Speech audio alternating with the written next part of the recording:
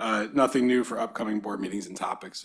We're going to keep reiterating that this is the time of year that we bring all of the renewals for next year of existing contracts to the board. And the next item is the Lego Summer Camp. We'll invite Mr. Deisler up. Morning, everybody. Oh, yes. Oh, hey, woo! I couldn't get in the door. Hi. I'm sorry. Do you want to put into the minutes that? Yeah. Going to add that Dr. McGuire has not joined the meeting. There you go. Thank you, Mr. Deisler. Go ahead. All right. Good morning, good afternoon, good midday. Hello. I'm here to propose another year of the Lego Robotics STEM Camp that we've held the past previous summers at McDonald Elementary School. First, robotics is something that I'm very passionate about. In fact, the high school robotics team that still is under that first flagship, we're hosting a competition at the end of March. So the 29th and 30th, if you can make it out to that, that would be outstanding.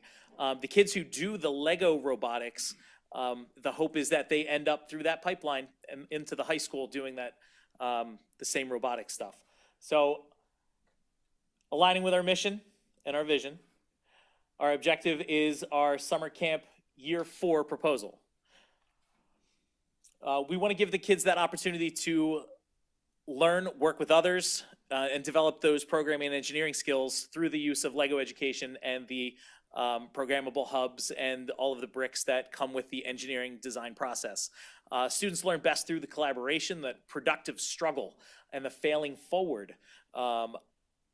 That resilience helps build throughout, not just camp and not just through Lego robotics, but through all aspects of life. So last year we saw 15 participants from 4th through 6th grade. 5 of them participated in the first Lego League, which is only for 5th and 6th grade. That means there were a bunch of them that weren't eligible to participate in that they were just going into 4th grade at camp last year. So that those numbers just kind of tell you who's participating based on who's showing up to camp last year. We had a lot of kids going into 4th grade last year, so that would make them not eligible to participate on a first Lego League team. But it's a great opportunity for kids to work that, like I said earlier, work that process at that early age. And then we have the first Lego League teams that compete set up in 5th and 6th grade at all of the elementary schools and both of the middle schools. Kids learn through discovery. That's a video of robots working. They're actually using a button switch that makes that robot go. We look at different sensors, the touch sensor, the distance sensor, the color sensor. We teach them how the programming works for robots to follow lines, get to where they need to go.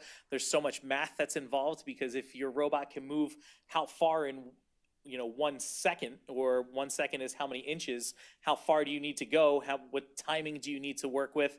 And who doesn't love school in the middle of summer?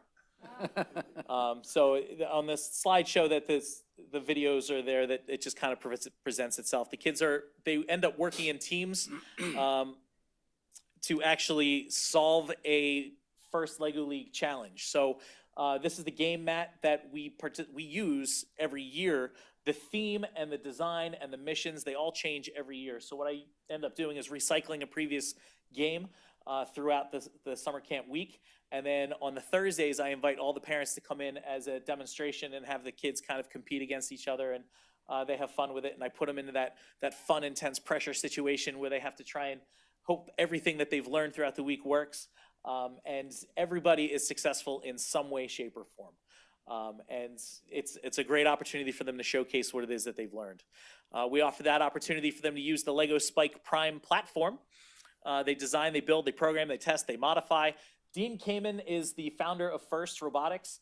We're not using kids to build robots. I say this often. We build the kids. And we want the kids to grow and get better in every sense of the way. And a robot is just a happy byproduct of that. So that schedule we're looking at, the week that I've picked out this year is July 7th, 8th, 9th, and 10th. The times you see there from 9 to 1. And then from about 10 o'clock to 11 o'clock on that July 10th, I invite the parents in for that hour. We showcase, and then We break down lunches provided throughout the day. There's a nurse on schedule at McDonald during the course of that week. It's open for students entering grades 4, 5, or 6. Keep it at the 25 student limit. $100 registration fee, which hasn't changed since we've started this. Campers receive a t-shirt. We set that up. And it benefits the future camps as well as the First Lego League program to cover some of the registrations and competition fees and the stuff that are, I'm thankful that the Education Foundation has helped us with over the past couple of years. Whatever they can't cover, this helps feed into that. We've offered 5 scholarships, so I reach out to the elementary guidance counselors and see if there's anybody that is experiencing anything that they need some help with, just to get some kids there. I do the registration through the Google form. It seemed to work in the past, and the checks make payable to Klinger with robotics in the memo because that's where I run everything. CEF was lucky enough to provide us, or we were lucky enough for CEF to provide us with all the robots and all the materials that we've needed back in '22.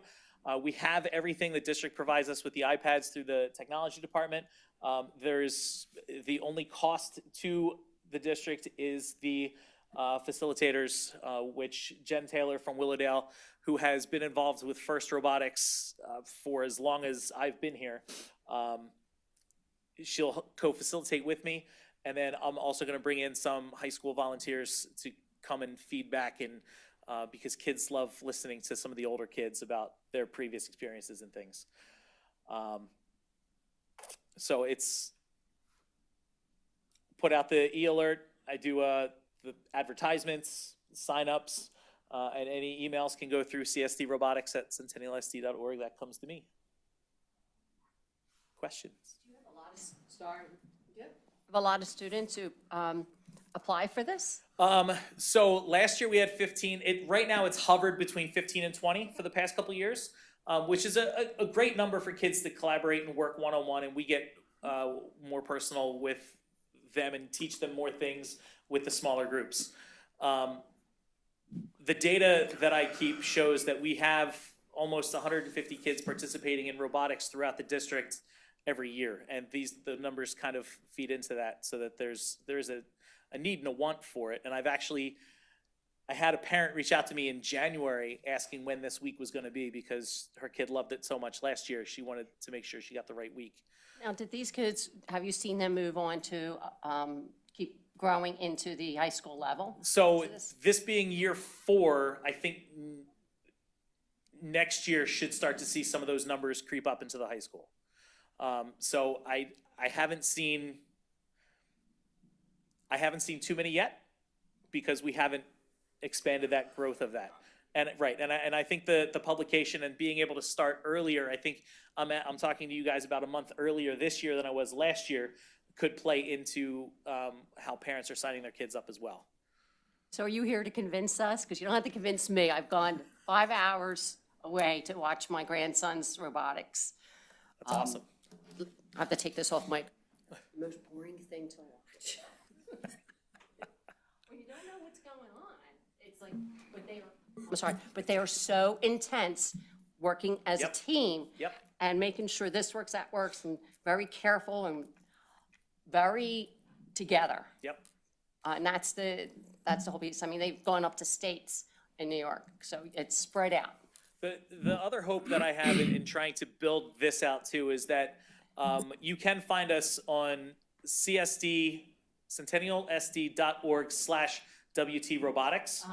And I'll take the high school program and link everything underneath of it. So the hope is to build that site up so that it helps promote the First Tech Challenge, which I run at 7th and 8th grade, and then the First Lego League and the camps and all that stuff are all housed in one central stuff. And so you can see the growth of the entire program through that. And we've seen varied enrollment for the summers, and I think it's dependent on interest.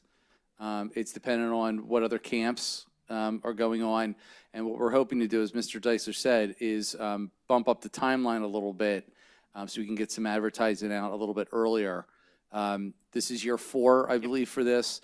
We gave ourselves kind of a 5-year window outside of normal 3 because we were starting from scratch, and Mr. Deisler's done awesome work. I remember having the conversation with Mr. Godekson here that, speak of the devil, that it would take us about 2 years just to get the program up and running and iterate to where it needs to be.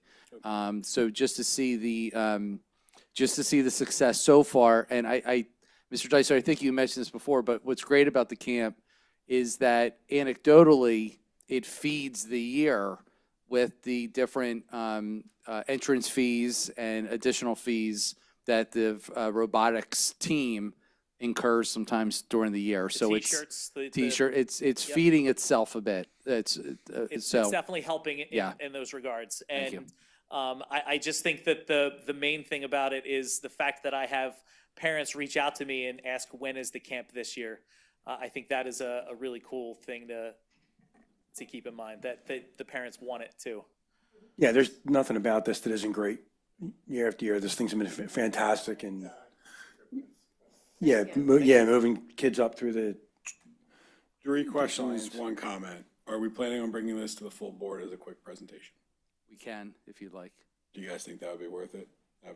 I think it's good for advertising, get Yeah, it I think at a so, too. public meeting for people to So- see it. Have you not done the presentation before? Yes. Yeah. You know, so Yeah. is it really needed then? I mean, that's really my question. I mean, it's a pretty quick presentation, I think. My only other question was, I mean, I see it as only a 1 week or 4 week, you know, is it possible that there could be enough students that you could run it 2 weeks? The hope is always to do 2 weeks or more. The trick is scheduling, because I already am after school every day throughout the school year. My falls look like Monday and Tuesday at Klinger, Wednesday at the high school, Thursday and Friday at Klinger, doing 3 different teams at 3 different levels after school throughout the week. It's the summer, and while I would love to, if the opportunity is there and I have 25 plus kids sign up, I will look for another week and we can have another conversation about I that. guess that was my question. It's- Is there enough it's- students to do 2 weeks? If that happens, I would love to have that conversation, but at the same time, I have my wife in the back of my brain that says that's summertime, and I lose you throughout the school year. So I would love for She that. doesn't enjoy that? All right, but thank you. Yes, I No, this is actually the first year that my daughter has sparked interest in it as that's well. cool. She's in 4th grade at Davis, and she knows that in 5th grade, she's eligible to do the first Lego League competition in 5th grade. And Mr. Mahoney has done a fantastic job at Davis with that. So she is actually excited this year to be able to come to camp. I don't see the need to come to the full board for Right, the. I was going to add, Board meeting. Mr. Godekson is correct, and we don't mind doing it either way. I think Mr. Godekson is correct. I think we rolled it out in here. Yeah. And then to the full board the first 2 years to get up and running, and not the last. And what you can do is just during your ed committee report, just mention it there, drive them to the website. Yeah. Okay. I can speak to it if it's being fine. there. Wait, and Okay. that was a 3-hour diatribe on it. Are you interested in adding an online payment option? We have the capability to do that. Yes. I get it with Tom and Vera. Okay, yep. Okay, with Mr. Greenwood and Ms. Spakanova. I think, yeah, we could certainly set you up with an Online stuff is something that we've been trying to explore. I have Mr. Creighton set up with Hometown Tickets, so we can Right. accept things for the competition Okay. at Tenet. So I Just- didn't. Let's get in touch with the business office and A specific contact, Anthony, for start with Vera. Sarvira? Okay, Yeah, and we'll go from there. thank you. Because we have a couple systems, and like, we take stuff at tech. I know athletics does something, the business office has, so there's gotta be a way to build Yeah, this. good call. Whether it's through the activities one or whatever, but they'll be able to get you That would be fantastic. easier than collecting checks and Yes. cash. Yeah. All right, and then out of the 15, you said 15 you had last summer, 5 moved into first Lego, We had- but not all were eligible. Correct. How many were eligible-ish? Maybe 10? Do you want me to bring up my roster from last year? It's not that big. Yeah, I of a mean, deal. you're You're probably looking at like 50% moved in, right? I would say That were probably eligible about half, I I would think. probably about 8 were eligible. Okay, There- and we five, had- and we 5 had- moved forward. Yeah. That's great. Yeah, I mean, Yeah, it was okay. somewhere around that ratio. It's cool to see.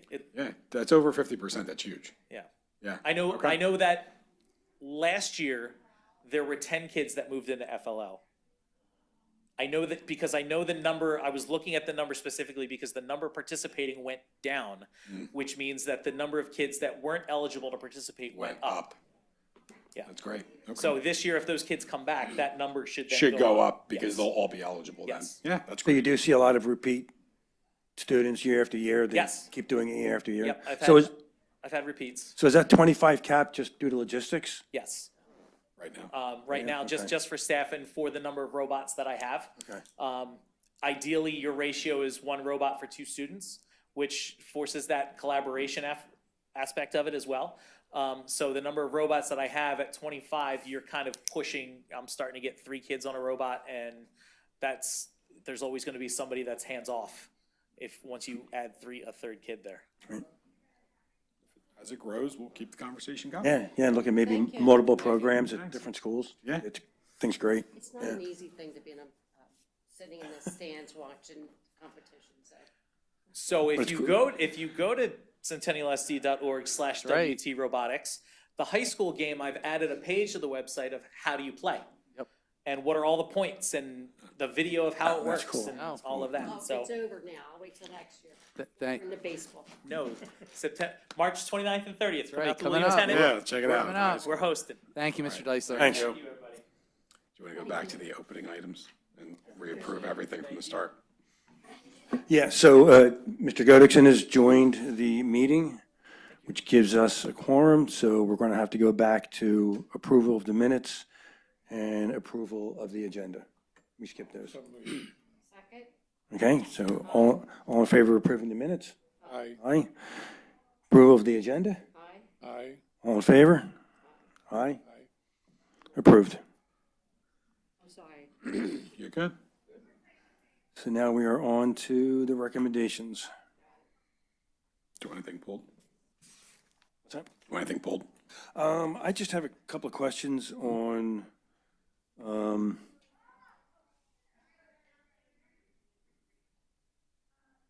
7.9, the PLP partnership.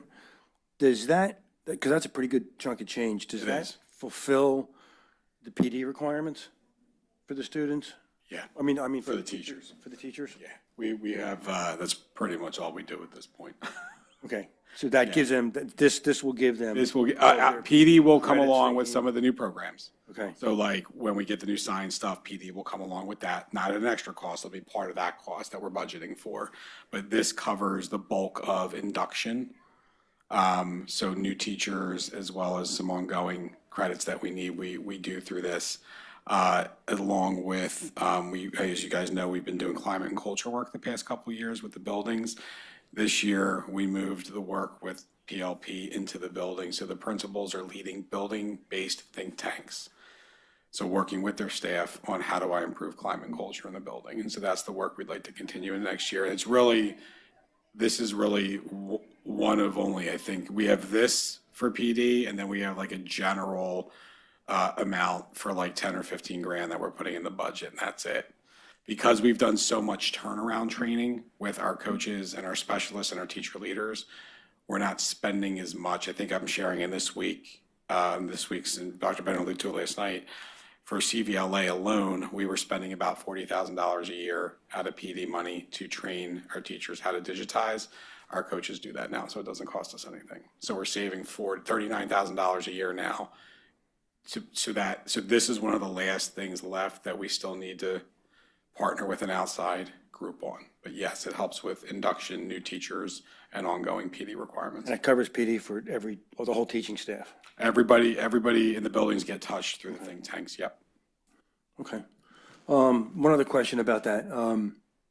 With the recent events at Davis, I've been asked about having some special ed stuff included for PD. They're already so on that. Can that be, is this part of that? Could it be She's this, not, that's or- not her. 'Cause I know Dr. Bennett said he's already looking into it, and it's great. Yeah, do you want to speak to that a little bit, Dr. Ross? It could I be, don't in- know. Looking into, or they're doing what now, though? Because of recent events, they want to do what? They're immediately following up with a meeting with the staff on reminders of mandated reporters training, which is, it's a requirement anyway. right, but make it part of But they're PD. doing a upfront, where they're doing an immediate Upfront. reminder now, short term, And then long-term, Dr. Wilson and I are working together on the professional development that can be put in place, not just for teaching staff, but support staff also, just as a deeper dive into mandated reporting and, you know, revisiting and continuing the work that we've been doing in terms of de-escalation and the CPI trainings that we've been doing to make sure that all staff are aware of appropriate approaches to supporting students and what to do and how to react if something seems amiss and they feel that there is a problem. Several community have come to me as well. And you know that they've asked about, not last night, but the board meeting before that, about what is in place for training. And I know we've talked, I can't get my license unless I complete this 3-hour course.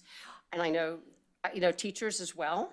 So I think to let them know, again, that something is in the works, you just say in the works, that they're reviewing all this. I think having that put out to the community, because wherever I go, I was, those are the questions you're getting. somebody asked me last Wednesday when I was leaving a facility, asked me about it, and I felt not attacked, but put in a position, because I attended something, and as an observer, and several people had come up to me. As you indicated, you know, there are the standard trainings that you've completed in the past that staff complete. We're looking beyond that.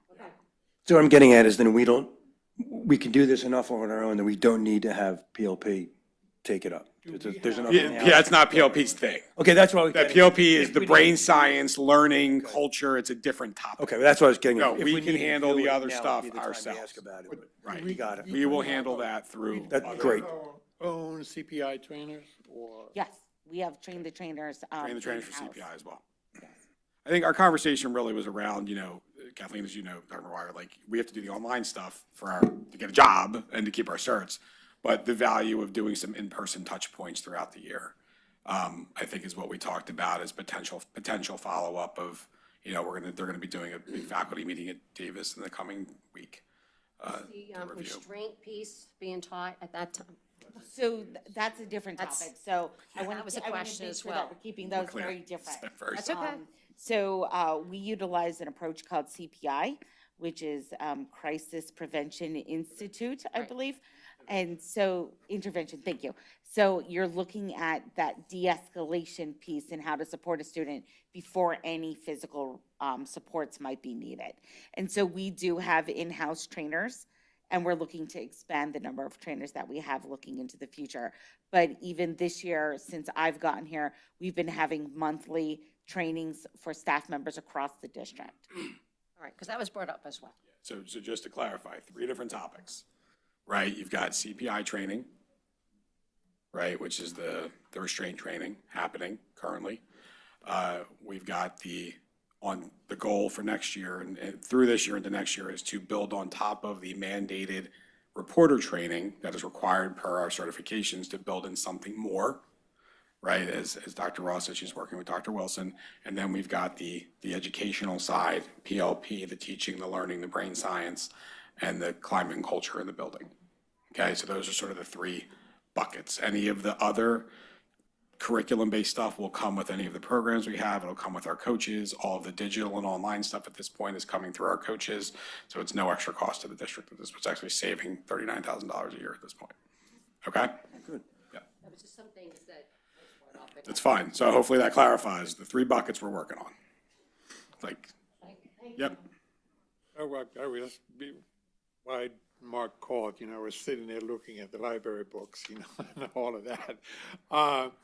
And, you know, I see there's a small amount of books being purchased by Klinger, but a large amount of books being purchased by Log College.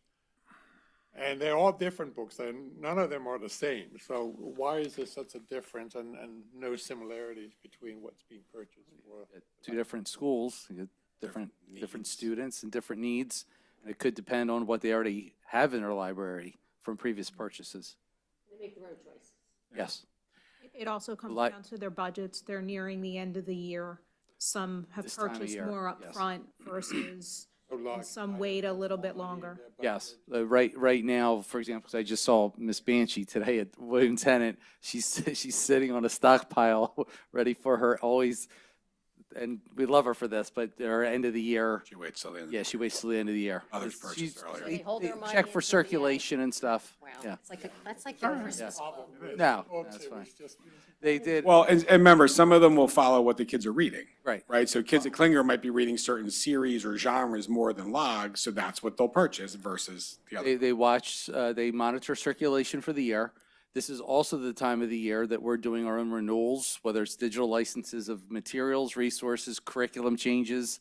So they keep their powder dry sometimes based on some of the curriculum that's coming. But I did get feedback. Mr. Kenhart really did appreciate your commentary last night. And I want to say thank you for that. And I also want to say Serpico was an unbelievable movie.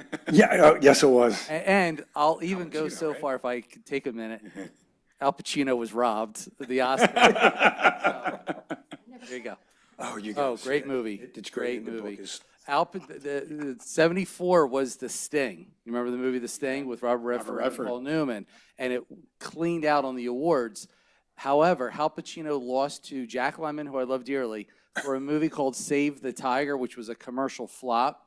And to add insult to injury, I'm really sorry about this, Mr. Gabriel. We can edit this out of the. I know my movies. Pacino got robbed 2 years in a row because the year before that was The Godfather, when he wasn't even nominated for Best Actor. Which is a sin, It was a a sin. complete sin. I'm sorry, Mr. Gabriel. But I gotta say, I was, when I saw the Serpico book, I thought, for someone even to remember that Yes. happened. Yep. And then to go look for the book and get it. Yep. And it's such a fantastic story of doing the right thing. for the Just right thank you people. for your kind It's words. last night. amazing, really is, so. So I can imagine going out with them and at somewhere and all he's talking about is these movies. Don't get me started. Oh, did to listen to this? tomorrow. That's right. Yeah, I have to listen to it all the time. All right, are there any other questions on any of the recommendations? Thank you for that. Then we're unanimous to move the recommendations forward to the board? Yes. Anything else? Okay, we're adjourned. And the next meeting will be April 9th, 12 o'clock, right here. Yes. And we are adjourned. Thank you. That